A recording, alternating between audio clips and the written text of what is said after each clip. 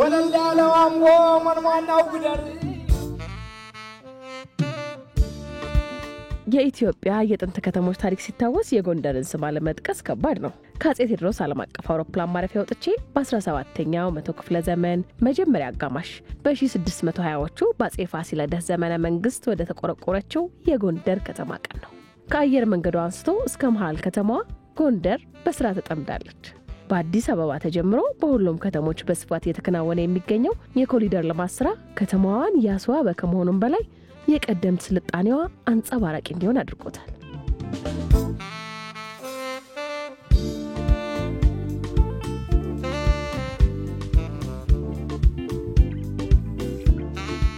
ሰላም ጤና ይስጥልን ተመልካቾች እንደምን አላችሁ? እንግዲህ ከአዲስ አበባ ወደ 737 ኪሎ ሜትር ርቀት ላይ ወደምትገኘው ወደ ውቢቷ ጥንታዊቷ ጎንደር ከተማ ላይ ከትመናል። በጎንደር ከተማ ሊያውም ጎንደር ዩኒቨርሲቲ ማራኪ ግቢ ነው የተገኘ ነው። እንግዲህ የጎንደር ዩኒቨርሲቲ 70ኛ ዓመቱን ምክንያት በማድረግ እንዲሁም ደግሞ የማስተማሪያ ሆስፒታሉን 100ኛ ዓመት ምክንያት በማድረግ ላለፉት ወራት የተለያዩ ፕሮግራሞችን ሲያዘጋጅ ቆይቷል። ለማህበረሰቡ ጠቀሜታ ያላቸው ፕሮጀክቶችን አስመርቋል። እነዛ ፕሮጀክቶች ምንድናቸው የሚለውን ደግሞ እንዲነግሩኝ ፕሬዝዳንቱን ቀጥሬያቸዋለሁ። አብራችሁን ስትቆዩ ፕሮጀክቶቹ ምን ናቸው የሚለውን ተከታተላላችሁ። ተከታተሉ።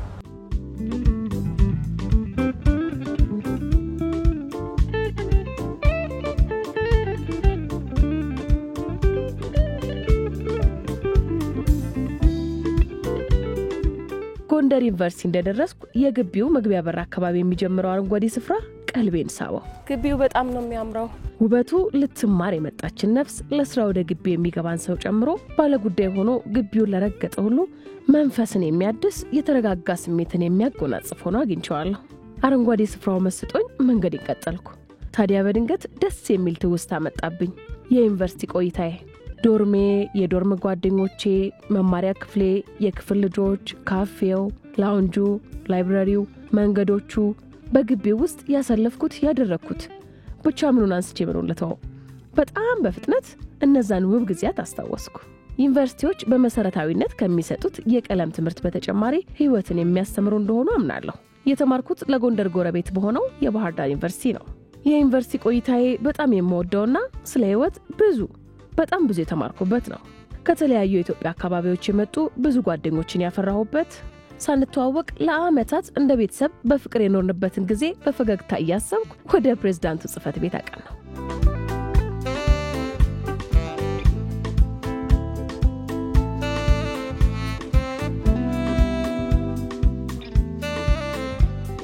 የቀድሞዎቹን ዩኒቨርሲቲ ፕሬዝዳንቶች በምስል ስተዋወቅ ዩኒቨርሲቲው የረጅም ዓመታት የህብረት ውጤት የሀገር ቅርስ እንደሆነ ተገነዘብኩ።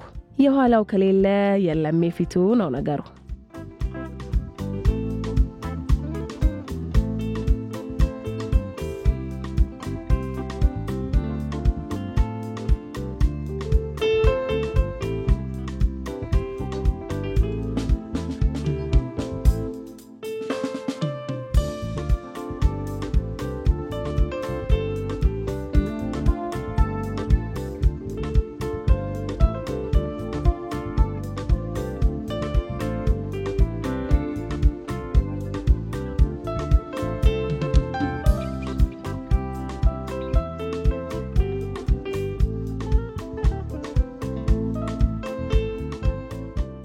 እንደምን አሉ? ሰላም ነው? እግዚአብሔር ይመስገን። እንኳን ደህና ቆያችሁ። እንዴት ነው? እግዚአብሔር ይመስገን። እንግዲህ ዩኒቨርሲቲያችሁ 700ኛ ዓመቱን ያከበረ ነው ያለውና እንግዲህ በርካታ ፕሮጀክቶችንም አስመርቃችኋል። እስቲ ስለ ፕሮጀክቶቹ አጠቃላይ ሁኔታ ገለጻ አድርጉልኝ። የተመረቁ 22 ፕሮጀክቶች እንግዲህ ባለፉት 2-3 ዓመታት ያጠናቀቅናቸው ለዚህ ለ70ኛና ለ100ኛ ዓመት አከባበር ሰብሰብ አድርገን ያስመረቅናቸው ፕሮጀክቶች ናቸው። እነዚህ ፕሮጀክቶች አምስቱ ከዚህ ቀደም የነበሩ አመራሮች ጀምረዋቸው ያልተጠናቀቁ በእኛ ዘመን የተጠናቀቁ ናቸው። ቀሪ 17ቱ ደግሞ በእኛ ዘመን አስጀምረን ያስጨረስናቸው ፕሮጀክቶች ናቸው። እነዚህ ፕሮጀክቶች አሁን ካለው ሁኔታ ስንመለከተው የሚኖራቸው ፋይዳ በጣም የጎላ ነው። በተለይም ደግሞ የመማር ማስተማሩን ጥራት ከመጨመር አኳያ የምንሰራቸው የምርምር ሁኔታዎች ከመጨመር አኳያ የምንሰጠውን የማህበረሰብ አገልግሎት ከመስጠት አኳያ ትልቅ ፋይዳ ይኖራቸዋል። ምክንያቱም አብዛኞቹ የቤተ ሙከራ የህክምና አገልግሎት መስጫ ተጨማሪ አዳዲስ አገልግሎቶች እንደ ካንሰር ህክምና እንደ ኦክሲጅን ማምረቻ እንደ ፈሳሽ ቆሻሻ ማጣሪያ አይነት አገልግሎቶች ከዚህ በፊት ያልነበሩ በመሆናቸው ተጨማሪ አዳዲስ አገልግሎቶችን በጥራትም በይዘትም ስፋት ያለው አገልግሎት እንድንሰጥ የሚያስችሉ ናቸው። አንዳንዶቹ ደግሞ አሁን ያለንን የነበረውን አሰራር የበለጠ የሚያዘምኑ ዲጂታላይዝ የሚያደርጉ ስርዓትን የሚዘረጉ ናቸው። በተለይም ሆስፒታል ላይ የጀመርነው የኤሌክትሮኒክ ሜዲካል ሪከርድ ወረቀት አልባ የሆነ የመረጃ አያያዝ ስርዓት እንደ ትልቅ ምዕራፍ የሚወሰድ ነው። የካንሰር ህክምናው በአማራ ክልል በተለይ በሰሜን ምዕራብ ኢትዮጵያ የመጀመሪያ ነው። እንደ ሀገርም አምስተኛ ነው።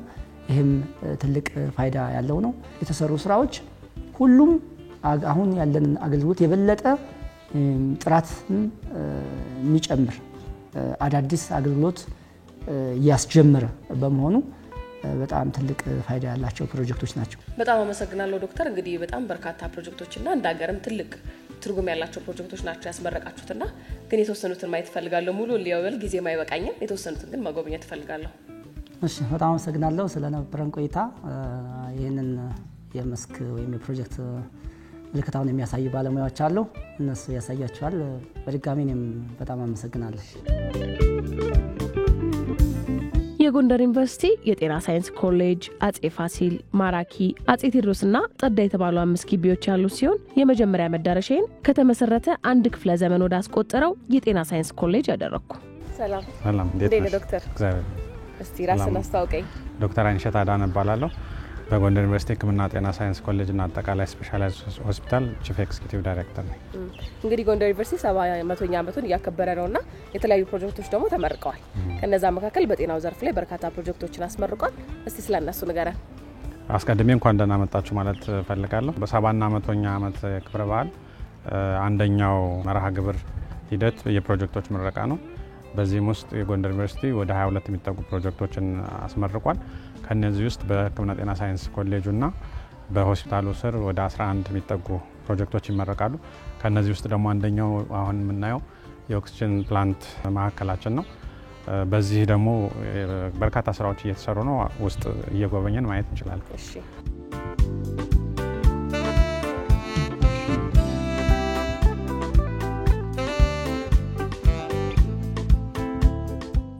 ይሄ እንግዲህ ከውጭ እንዳየነው የኦክሲጅን ማምረቻ ማዕከላችን ነው። ይሄ ደግሞ እንደምታየው ኦክሲጅን የሚያመርቱ ማሽኖች ናቸው። አጠቃላይ በዚህ ክፍል ውስጥ ወደ 9 የሚሆኑ ኦክሲጅን የሚያመርቱ ማሽኖች አሉ። ከነዚህ ውስጥ ሙሉ ለሙሉ ስራ የጀመሩት 3ቱ ናቸው በዚህ በኩል የምናያቸው።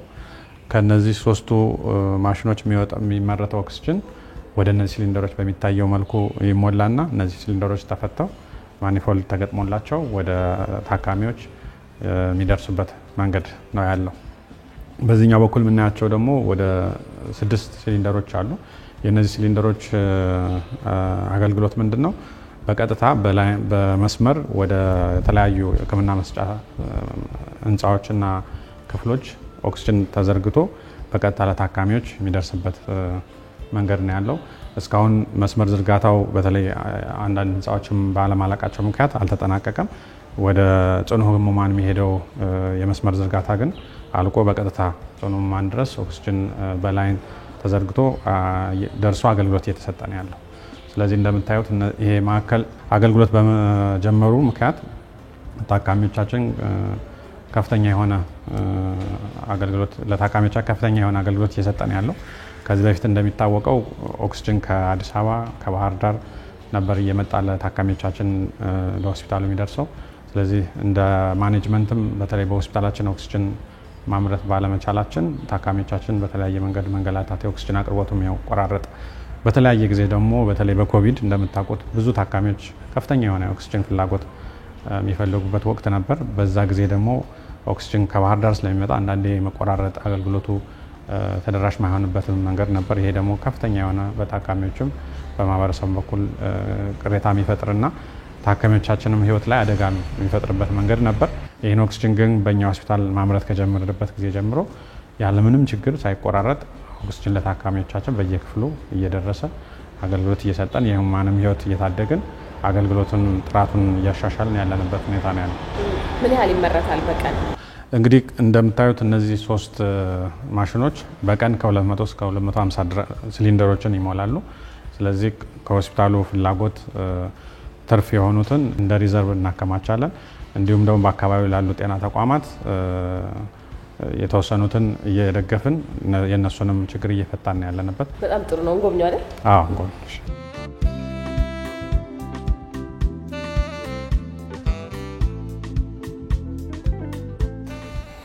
እነዚህ ኦክስጅን የሚያመርቱ ማሽኖች ናቸው። እነዚህ ማሽኖች እንግዲህ በዚህ በመስመር ወደ ሲሊንደሮች ይሞሉና ሲሊንደሮች ማኒፎልድ ታስሮላቸው ይፈቱና ከዛ ውጭ ይሆናሉ፣ ተጭነው ይወጣሉ። ከዚህኛው ክፍል ደግሞ ባዶ ሲሊንደሮች ለመሞላት የተዘጋጁት ባዶ ሲሊንደሮች እዚህ ጋር ይቀመጣሉ። በባለሙያዎች ያመጡና ከዚህ እየቀየሩ የሞሉትን እያወጡ ባዶዎችን ደግሞ እየተኩ እዚህ ኦክስጅኑ ይሞላ ይሆናል።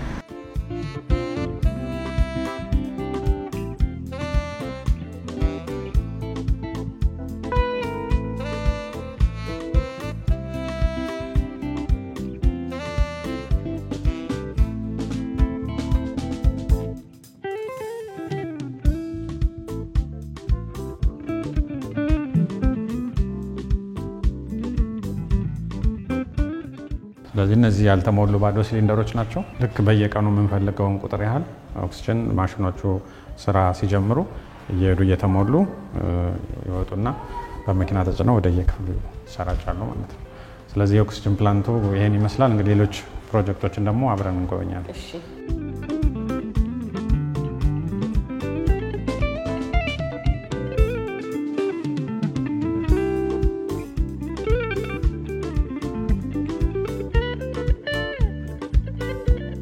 እንኳን ደህና መጣችሁ በድጋሚ።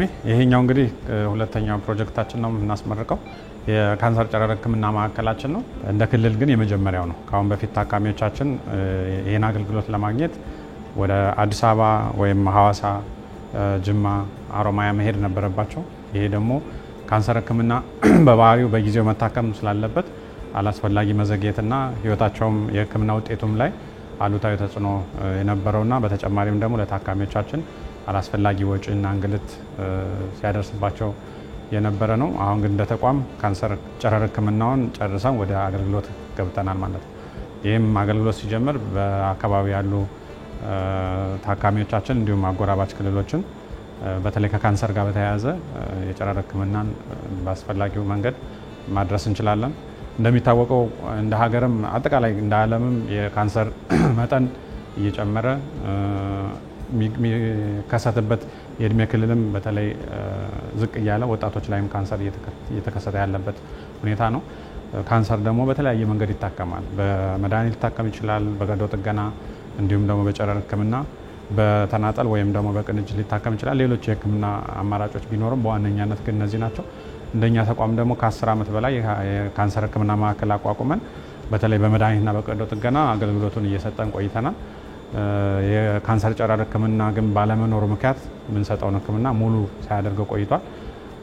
በብዙ አጋር አካላት ድጋፍና በዩኒቨርሲቲው ማኔጅመንትም እንዲሁም ደግሞ በካንሰር ህክምና ዩኒት ባለሙያዎች ከፍተኛ ጥረትና ድጋፍ አሁን ፕሮጀክቱ አልቆ አገልግሎት መስጠት ጀምረናል። እስካሁን ወደ 7 ታካሚዎችን ማገልገል ችለናል። ከዚህ በኋላ አገልግሎቱን ሰፋ አድርገን ሚዲያም ከቨሬጅ ተጨምሮበት አገልግሎቱም ባልተቆራረጠ መንገድ ለታካሚዎቻችን ለማድረስ እንሞክራለን።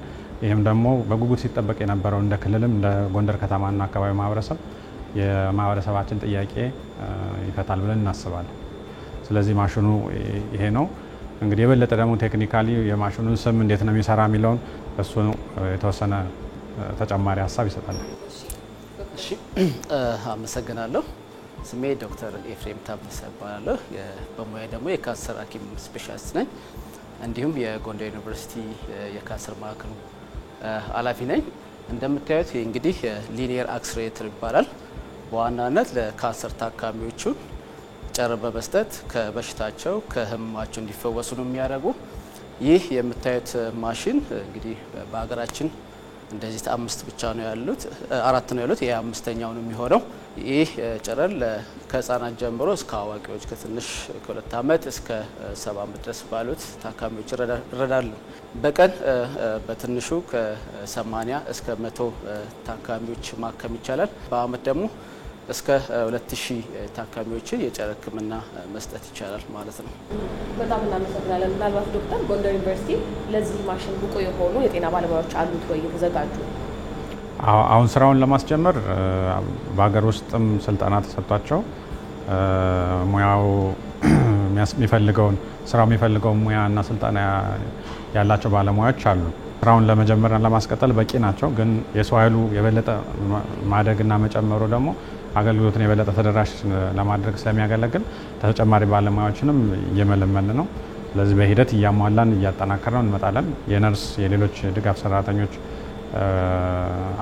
ብዙ ችግር የለብን ስለዚህ በቂ ባለሙያ አለ ብለን እናስባለን አሁን ስራውን ለማስጀመርም ለማስቀጠልም የበለጠ ግን እያስፋፋ ነው እየጨመረ ነው እንሄዳለን እንግዲህ ይሄ ፔሸንት ኮች ይባላል ታካሚዎቻችን ይመጣሉ እዚህ ጋር ሲቲ ስካን ባስነሳቸው ነው ልክ መጥቶ ይተኛሉ ታካሚዎቹ እንዳይንቀሳቀሱ የተለያዩ ሞቢላይዜሽን ዲቫይሶችን እንጠቀማለን እንግዲህ እንደምታዩት እዚህ ጋር የተለያዩ ዲቫይሶች አሉ ለምሳሌ ታካሚዎቻችን ከአንገት በላይ ታካሚዎች ከሆኑ ይሄንን ታካሚ ላይ በማድረግ በታካሚው ልክ ነው የሚሰራው ታካሚዎች ላይ እንዳይንቀሳቀሱ ይደረጋሉ ልክ እንደዚህ የተለያዩ ፔሸንት እንዳይንቀሳቀሱ የሚያደርግ ሞቢላይዜሽን ዲቫይሶች አሉ እንደዛ ካደረግን በኋላ ይሄንን ማሽን እንግዲህ ወደ ቦታው በማንቀሳቀስ እንዲሁም የማሽኑን አቅጣጫ በማስተካከል ለታካሚ በቀን መውሰድ ያለበትን የጨረር መጠን እንሰጠዋለን እንደሚታወቀው የጨረር ህክምና እንግዲህ በአንድ ቀን የሚያልቅ አይደለም ህክምናው በትንሹ ከ5 ቀን ሲበዛ ደግሞ እስከ 8 ሳምንት ድረስ ይሄዳል ከዚህ ከጨረር ህክምና ጎን ለጎን ደግሞ የኬሞቴራፒና የብራኪቴራፒዎችን ህክምናዎችን እንሰጣቸዋለን ማለት ነው በጣም እናመሰግናለን እናመሰግናለን ስለዚህ ይሄን በዚህ እንጨርስና ወደሚቀጥለው ፕሮጀክት እንሄዳለን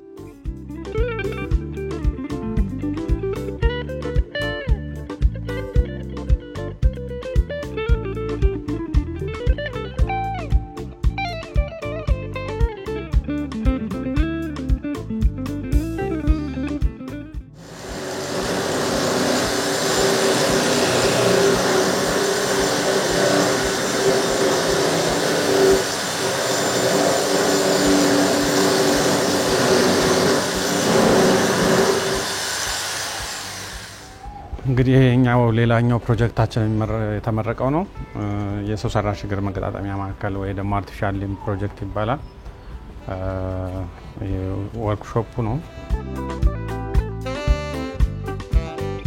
ስለዚህ እንግዲህ የሰው ሰራሽ እግር መገጣጠሚያ እና ማምረቻ ፕሮጀክታችን ነው ስለዚህ የወርክሾፑ ነው እንግዲህ የሰው ልጅ በተለያየ ምክንያት እጅና እግሩን ሊያጣ ይችላል በህክምና ትዕዛዝ ሊሆን ይችላል ወይም ደግሞ በሰው ሰራሽ በተፈጥሯዊ አደጋ እጅና እግራቸውን ሊያጡ ይችላሉ ስለዚህ እዚህ ወርክሾፕ ውስጥ የሚሰራው በተለይ ሰው ሰራሽ እግርና እጅ መገጣጠሚያ ማዕከል ነው አሁን ለጊዜው ሰው ሰራሽ እግር ነው የሚያመርቱት እንደምታያቸው እነዚህ በተቋሙ ወይም በወርክሾፑ ባለሙያዎች የሚዘጋጁ ሰው ሰራሽ እግሮች ናቸው ስለዚህ ታካሚዎቻችን ይህን አገልግሎት ፈልገው ሲመጡ በእነዚህ ስልጠና በወሰዱ እና ብቁ ባለሙያዎች አሉን ስለዚህ ተለክተው ለእያንዳንዱ እንደየችግሩ እና ደግሞ እንደየእግሩ መጠን ተለክቶ የሚያስፈልገው ዲዛይን ተዘጋጅቶ ሰው ሰራሽ እግር ይመረትና ይገጠምላቸዋል ከዛ ደግሞ ክትትል ይደረጋል በዚህ መንገድ ነው ባለሙያዎቻችንም አገልግሎት እየሰጡ ያሉት እንግዲህ ይሄ ማዕከል ስራ ከጀመረ የተወሰኑ ወራት ሆኖታል እስካሁን ወደ 80 የሚሆኑ ታካሚዎችን አገልግሎቱን ለመስጠት ችለናል ስለዚህ በተለያየ መንገድ አካል ጉዳተኛ የሆኑ እግር የሌላቸው ታካሚዎቻችን ይህን አገልግሎት ካገኙ በኋላ የዕለት ከዕለት እንቅስቃሴያቸውና ስራቸውን ለመከወን ችለዋል እስካሁን ያገኘነው ግብረ መልስም በጣም ጥሩ የሚባል ነው ከጎንደር ውጭ የት አካባቢዎች ተደራሽ ለመሆን ከየት አካባቢ የሚመጡ ሰዎችን ለማስተናገድ እቅድ ተይዟል እንግዲህ እንደአጠቃላይ እንደ ጎንደር ዩኒቨርሲቲ ሆስፒታል ከፍተኛ የሆነ ማህበረሰብ ነው አገልግሎት የምንሰጠው ከ13 ሚሊዮን በላይ የሚሆን ማህበረሰብ አገልግሎቱን ያገኛል ይሄ ደግሞ ጎንደር ከተማ ጎንደር ዙሪያ አካባቢ ያሉ አጎራባች ክልሎችንም ሳይቀር ተደራሽ እናደርጋለን። ስለዚህ ይሄ ሰው ሰራሽ እግር ማምረቻ ተቋምም ልክ እንደ ሌላው የሆስፒታል አገልግሎት ከአካባቢው እና ደግሞ አጎራባች ክልሎች የሚመጡ ታካሚዎችን ተደራሽ ያደርጋል ብለን ነው እየሰራን ያለው። በጣም በርካታ ስራ ነው የተሰሩት። እውነት ነው። እንደ ጎንደር ዩኒቨርሲቲ እንግዲህ እንዳያችሁ ወደ 22 ፕሮጀክቶች ነው የተመረቁት። ከነዚህ ፕሮጀክቶች ውስጥ ደግሞ 10-11 አካባቢ የሚሆኑት በዚህ በሕክምና ጤና ሳይንስ ኮሌጅ እና በሆስፒታል ውስጥ ነው ያሉት። እንግዲህ ከጊዜ አንጻር የተወሰኑትን አየን እንጂ ሌሎች ለማህበረሰቡ ከፍተኛ ፋይዳ ያላቸው ፕሮጀክቶችንም ነው እየሰራንም እያስመረቅን ያለ ነው። እነዚህ ሁሉም ፕሮጀክቶች እንግዲህ ተጠናቀው ወደ ስራ ሲገቡ ከፍተኛ የሆነ የማህበረሰቡን ችግር ይፈታሉ። ሕክምናውንም ጥራቱን የጠበቀ ሆኖ እንዲሰጥ ግብዓት ይሆናሉ ብለን ነው የምናመሰግነው። ስለመጣችሁና ስለጎበኛችሁ እናመሰግናለን። ባለሙያዎችንም እናመሰግናለን። መልካም ስራ። በጤናው ዘርፍ የተሰሩ ፕሮጀክቶች ጉብኝትን በጥቂቱ ተመልክቼ ስለ ሌሎች ፕሮጀክቶች ለማወቅ ደግሞ ዳግም ወደ ቴዎድሮስ ግቢ ተመለስኩ። የማራኪ ግቢን ከቴዎድሮስ ግቢ የሚያገናኙት በቁጥር 222 የሆኑት ደረጃዎቹ ቀልቤን ስበውት ነበር። በቴዎድሮስና ማራኪ ግቢ ስዘዋወር ጎንደር ተራራማ እንደመሆኗ ሁሉ ጎንደርን የሚያሳይ ከፍታ ስፍራ በግቢው ስለመኖሩ ሰምቼ ወደዛው አቅነቼ ባይኔ ያየሁትን በካሜራዬ ለእናንተ ደግሞ አስቀረው።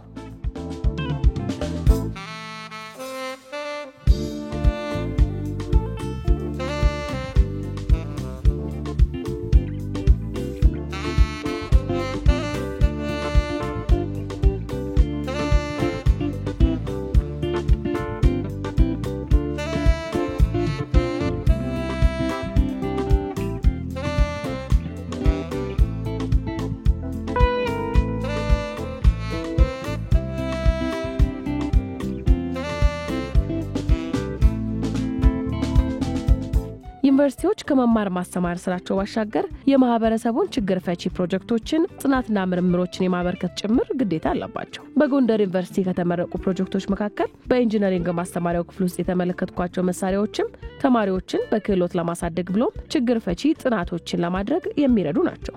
ሌላኛው ጉብኝቴም ቀጥሏል። ደህናሽ? ሰላም ነው። ታዳስ ለን ስምን አስተዋውቀኝ እስቲ። ስሜ ወንዶሰን በየነ ይባላል። ኢንጂነር ነኝ። በጎንደር ዩኒቨርሲቲ የምህንድስና አገልግሎት ዳይሬክተር ነኝ። አሁን የተገኘንበት ስፍራ ምንድነው የሚባለው? አሁን ያለነው የመጠጥ ውሃ ፕሮጀክታችን ላይ ነው የምንገኘው። በአፄ ቴዎድሮስ ግቢ የሚገኘው እንግዲህ ምንድነው የሆነው አራቱም የጥልቅ ውሃ ጉድጓዶችን በማጎልበት እዚህ ቡስተር ሴሽን አሁን ያለንበት የማሰራጫው ውሃውን የምናሰራጭበት ወደ ማራኪ ግቢ የምንገፋበት ቦታ ላይ ነው ያለነው።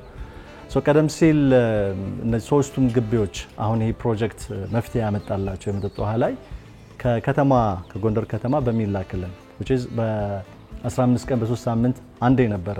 ተማሪዎቻችን አጠቃላይ ስራውን ከውሃ ጋር የተገናኙ በጣም ችግር ውስጥ ሆነን ነበረ። ከዛ በሚመጣልን ነበረ ምን የምንለው ይህንን ችግር የሚፈታ ትልቅ ፕሮጀክት ሰርተን ነው ያስመረቅ ነው ማለት ነው።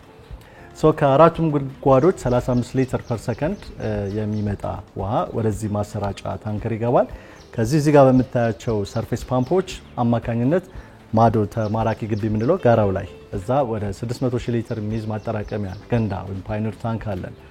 እዛ ውስጥ ካስገባን በኋላ ለሶስቱም ግቢዎች 24 ሰዓት ውሃ ማዳረስ የሚያስችል ፕሮጀክት ነው።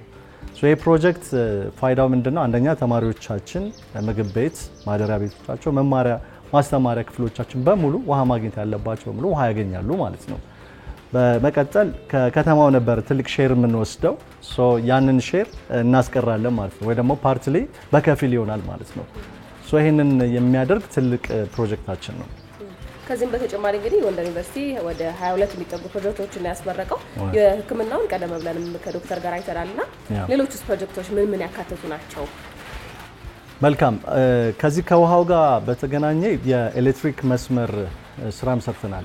አዘዞ ከሚገኘው ኤሌክትሪክ ማሰራጫ ጣቢያ በቀጥታ መስመር በመሳብ የመቆራረጡን አስቀርተናል 24 ሰዓት። ይሄ ናሽናል ብላክአውት ካለ በስተቀር መብራት እንግዲህ ካስመረቅን ጊዜ ጀምሮ አይጠፋም። የሳኒቴሽን ስራ ላይ ነው አንዱ ሞር ፎከስ አድርገን የሰራ ነው። አንደኛው የዌስት ትሪትመንት ፕላንታችን ነው። ይሄ ከተማሪዎች ማደሪያ ጀምሮ ከሆስፒታል ዋርዶች፣ ማከሚያ ክፍሎች፣ ከላውንደር የሚወጣው ወደ ወንዝ ነበረ ሲገባ የነበረው። ይሄንን ለማስቀረት መሀል ከተማ ላይ ያለ ሆስፒታል እስከሆነ ድረስ ያ የሚበክለውን ነገር ለማስቀረት በአግባቡ ሆስፒታልን የሚመጥን የፈሳሽ ቆሻሻ አወጋገድ ለማድረግ 350,000 ሊትር ማጣራት የሚችል የሚኒ ፋብሪካ እንደማለት ነው። ያንን ወደ አንድ ቋት በመሰብሰብ ማጣራት የሚያስችል ፕሮጀክት ነው የሰራ ነው። ይህ ፕሮጀክት ካጣራ በኋላ ፈሳሹ ወደ ወንዝ አይደለም የሚገባው። እንግዲህ ከአንዱ ትልቁ ፕሮጀክት ከሚመረቁት ውስጥ የሰራ ነው። ከተመረቁት ውስጥ የግሪን ካምፓስ በ20 ዓመት መሪ እቅዳችን ውስጥ ዩኒቨርሲቲያችን ወደ ግሪን ካምፓስ መቀየር ነው። ሆስፒታሉም ጋር ዋናው ግቢ ጋር የሰራናቸው በጣም ሰፋፊ ከዚህ ከአሁኑ ኮሪደር ልማት ጋር የሚናበቡ የሚታረቁ ስራዎች ነው የሰራ ነው። ይህ ውሃ በቀጥታ ለዚህ ፐርፐዝ ለአረንጓዴም ለሌላም ፐርፐዝ አላማ የሚውል እንትን የሰራ ነው። ሌላኛው ከዚሁ ከሳኒቴሽን ስራ ጋር የተገናኘ የደረቅ ቆሻሻ ነው። ሌላው አፄ ፋሲል ካምፓስ ኢንጂነሪንግ ካምፓስ ላይ የሰራ ነው ፕሮጀክት ነው። ይሄ አንዱ ወደፊት እንግዲህ በቴክኖሎጂ ዘርፍ ከኢኖቬሽን ጀምሮ ኢንኩቤት አድርጎ ለዩኒቨርሲቲውም ከዩኒቨርሲቲውም ባለፈ ማርኬት ውስጥ የተለያዩ በምህንድስናው ዘርፍ የተለያየ የምህንድስና ዘርፍ ወደ 10 አይነት የምህንድስና ትምህርቶች ነው ያሉት። በእነዚህ ዘርፎች መማር ማስተማር፣ ምርምር፣ ማሰብ፣ ኢንኩቤት ማድረግ ቴክኖሎጂዎችን ፕላስ ልክ የዌርሃውስ ማምረት የሚያስችል 8 ትልልቅ ዘመናዊ ህንፃዎችን ነው የገነባ ነው። ፓርሽሊ በከፊል አሁን ሰርቪስ ከተመረቀ ካስከፈት ነው በኋላ አገልግሎት እየሰጠን ያለና ብዙ ነገሮችን ዩኒቨርሲቲው ይሰራል። ማህበረሰቡም ጋር በማህበረሰብ ተሳትፎ ይሰራል። ይህንን ለህዝቡም ተደራሽ የምናደርገው ለሀገርም ለዓለም አቀፍ ተደራሽ እናደርግ የነበረው ለአካባቢው ከጎንደር ኤፍኤም ፋና ኤፍኤም አለ። ከዛ ላይ እሁድ አንድ ሰዓት ገዝተን ነበረ ምን ተደራሽ የነበር ነው። ከዛ ውጭ ፌስቡክ እና የዚህ የሶሻል ሚዲያውን ነበረ የምንጠቀም። አሁን አካባቢው ላይ ለመድረስ ማራኪ ግቢ ላይ የሬዲዮ ፋን ማሰራጫ ላይ ኤፍኤም ሬዲዮ ማሰራጫ እና ማራኪ ፖድካስት የሚል የጀመርንበት ማዕከል ሰርተናል። ይሄ ኦንላይን የተሳሰረ ስለሆነ በኦንላይን እንደርሳለን፣ በሬዲዮ እንደርሳለን ማለት ነው። እንግዲህ ፋይዳው ብዙ ነው። አንድም ለህዝቡ ተደራሽ ይሆናል፣ ከህዝቡ ጋር የምንገናኝበት ነው፣ የምንደማመጥበት ነው። ሁለተኛ ማራኪ ግቢ ላይ የቲያትር ትምህርት አለ፣ ጆርናሊዝም፣ የተለያዩ ከዚህ ትምህርት ጋር የተገናኙ ለእነዚህም ነክተው አይተው ትምህርት የሚማሩበት ነው። አንድ ላብራቶሪ ሰራን ማለት ነው። ከዛ ባሻገር ዩኒቨርሲቲው የራሱ ፒአር አለው፣ ኢንተርናሽናል ኮሚኒኬሽን አለው። እነዚህ ሴንተሮች ናቸው እንግዲህ እየሰራን ያለነውን ነገር ወደ ህዝቡ ወደ ሁሉም ተደራሽ የሚያደርገን ማለት ነው። በጣም እናመሰግናለን። እንግዲህ ትልቅ ፕሮጀክት ነው። አንተም ቀደም ብለህ እንደገለጽከው እንጎብኛለን የተወሰነ ታንክ ጥሩ። ቀደም እንደገለጽኩልሽ እዚህ ጋር ከአራቱም ጉድጓድ የሰበሰብነው ውሃ በቀጥታ በእነዚህ ፓምፖች ይገፋና በዚህ መስመር ማዶ ተራራው ጋር እንልካለን። ከዛ በግራቪቲ ለሁሉም ግቢዎች ይሰራጫል። ከዛም በተጨማሪ ጥሩ አጋጣሚ ነው። አሁን እዚህ ጋር በምታዩት የዩኒቨርሲቲ ቦቲ ፋየር ሃይድራንት አለን። በቀጥታ እዚህ ጋር ደግሞ ቦቲ በማምጣት እዚህ ጋር ፓምፕ ተደርጎለት ይሞላና በቦቲው የተለያየ ቦታ ላይ መድረስ ያለብን ቦታ ላይ ያልደረስንባቸው በመስመር ማን ሄድባቸው ቦታዎች ላይ ውሃ እናደርሳለን ማለት ነው። ይሄኛው መስመር ነው እንግዲህ በቀጥታ ውሃ ተገፍቶለት ላይ ማዶ ማራኪ መጣ ማለት ነው። ከማራኪ በቀጥታ በራሱ ግራቪቲ በስርጭት ለሁሉም ግቢ ይደርሳል ማለት ነው። ስለዚህ አሁን የውሃ ችግር የለም ማለት ነው ጎንደር ዩኒቨርሲቲ ላይ። አሁን ወደ ሲስተም ገብተናል። ስንሰራን የቆየ ነው። ከዚህ በኋላ በዚህ ሲስተም ችግራችን ቀርፋለን ማለት ነው። ውሃ መሰረታዊ ነገር ነው። ትልቅ ስራ ነው የሰራ ነው። የአራቱም ጥልቅ ጉድጓዶች ሁለቱም ነባር ናቸው። እነዛ ሪሃቢሊቴት ነው ያደረግናቸው። እንግዲህ ሁለቱን አዲስ ጨምረንበት ኪዊንስ ቬተርነሪ ብሪጅ 1 እና ብሪጅ 2 የምንላቸው ጉድጓዶች ናቸው። እነዛ የራሳቸው ፓምፕ አላቸው የጥልቅ ውሃ። ያንን ነው እንግዲህ ወደዚህ ሰብስበን እዚህ ጉድጓድ ካስገባን በኋላ 3 ፓምፖች አሉ። አሁን አንደኛው ፓምፕ ነው የተነሳው። ስለዚህ 3 ፓምፖች አሉን፣ ሰርፌስ ፓምፖች፣ ቡስተር ፓምፕ የምንላቸው። ስለዚህ አንዱን አሁን አስነስተን ያየ ነው። አይዞሽ ንጹሃን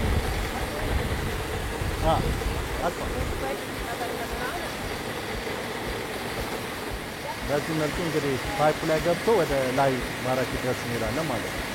ስለዚህ አሁን እዚህ ጋር ያየነው ከሶስቱ ፓምፖቻችን አንደኛው ፓምፕ አንስተን ፓምፖቹ በየሽፍት ነው የሚገቡት። ሶስት ተመሳሳይ አቅም ያላቸው ናቸው። እነዚህ ገፍተው ማራኪ ያደርሱልናል ማለት ነው። ሶ ኮንቲኒየስሊ 600 ሺህ ሊትር ላይ ከገባ በኋላ እሱም ያሰራጫል ወደ የግቢዎች የየራሳቸው 200 ሺህ ሊትር ማጠራቀሚያ ያላቸው እነሱ ደግሞ ለተማሪ ምግብ ቤት ለዶርሚተሪ ለመማሪያ ክፍል እንደየግቢያቸው ያሰራጫሉ ማለት ነው። እዚህ ጋር አንድ ማኔጅመንት ይኖራል። ይሄንን ሶስቱም ፓምፕ በየተራ እያስነሳ ልክ ባየሹ መልኩ እየገፋ እናደርሳለን ማለት ነው።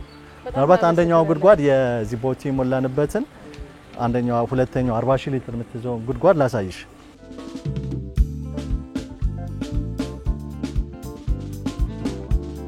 ሁለት ከጉድጓድ ከአራቱም ጉድጓድ የሚወጣው ነው የምናጠራቅምበት ሁለት ጉድጓዶች ነው ያሉት። አንደኛው 120 ሺህ ሊትር የሚይዘው እዛ ጋር ያለው ነው። ይሄ 40 ሺህ ሊትር ነው። ከዚህ ለፋርም የአኒማል ፋርም አለን፣ የፕላንት ችግኝ ፋርም አለን። እንደዚህ ደግሞ ፋየር ሃይድራንት ቦቲዎች የሚሞሉበት ነው። እዚህ 40 ሺህ ሊትሩ ጋር እንዴት ይገባል የሚለውን እንየው። በዚህ መልኩ ነው።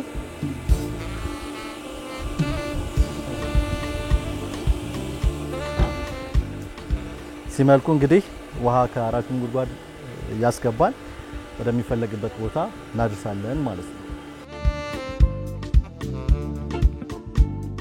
ያው ተቋም የህዝብ ነው፣ ለህዝብ ነው የሰራ ነው። ተማሪዎቻችንም ህዝቡም ፕሮጀክታችን ለህዝቡ የሚደርሱ ይሆናሉ ማለት ነው። አመሰግናለሁ። ከጊዜ አንጻር በጎንደር ዩኒቨርሲቲ ተገንብተው ለአገልግሎት ክፍት ከሆኑ ፕሮጀክቶች መካከል የተወሰኑትን አስቃኘኋችሁ እንጂ የቅድመ ሕክምና ቤተ ሙከራ፣ የማህበረሰብ ትምህርት ቤቶች፣ ለፈጠራና ምርምር የሚመች የግቢ ልማት፣ የጎንደር ማህበረሰብ ራዲዮ፣ የዲጂታላይዜሽንና ሲስተም አውቶሜሽን፣ የንጹህ መጠጥ ፕላንትና የቆሻሻ ማጣሪያ ፕላንትን ጨምሮ በርካታ ፕሮጀክቶችን ተዘዋውሬ ጉብኝት አድርጌያለሁ። ፕሮጀክቶቹም 4 ቢሊዮን ገደማ ብር የወጣባቸው ሲሆኑ እንደ ክልል ብሎም እንደ ሀገር ከፍተኛ ጠቀሜታ ያላቸው ናቸው።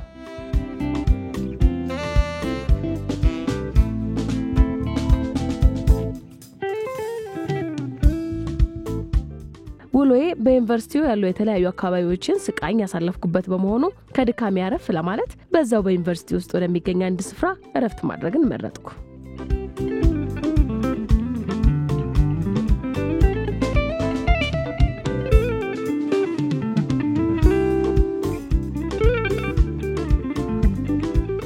እንግዲህ ተመልካቾች ቀደም ብላችሁ እንደተመለከታችሁት የጎንደር ዩኒቨርሲቲ 7ኛ ዓመቱን እንዲሁም ደግሞ ማስተማሪያ ሆስፒታሉን 100ኛ ዓመቱን ምክንያት በማድረግ በባለፉት ጊዜያት ብዙ ፕሮግራሞችን አከናውኗል። አሁን ደግሞ 22 የሚደርሱ ትልልቅ ፕሮጀክቶችን እውነትም የማህበረሰቡን ችግር የሚፈቱ በጤናው ዘርፍም እንዲሁም ደግሞ ለተማሪዎች ደግሞ የመልካም አስተዳደር ችግርን የሚፈታ በርካታ ፕሮጀክቶችን ነው የተገበረው። ወደ 22 የሚሆኑ ፕሮጀክቶችን ያስመረቀው። እንግዲህ ዩኒቨርሲቲው ሰፋፊ ስራዎችን ነው የሰራው። የተለያዩ ችግሮችን ለመቅረፍ ውጥን አድርጎ ነው የሰራው። ዩኒቨርሲቲው ያስመረቃቸው ፕሮጀክቶች አገልግሎት በጣም ብዙ ናቸው። እኛ ከሰዓት አንፃር በወፍ በረር የተወሰኑትን አስቃኘናችሁ። እንግዲህ ተመልካቾች በጎንደር ዩኒቨርሲቲ የነበረን ቆይታ ይህን ይመስል ነበር።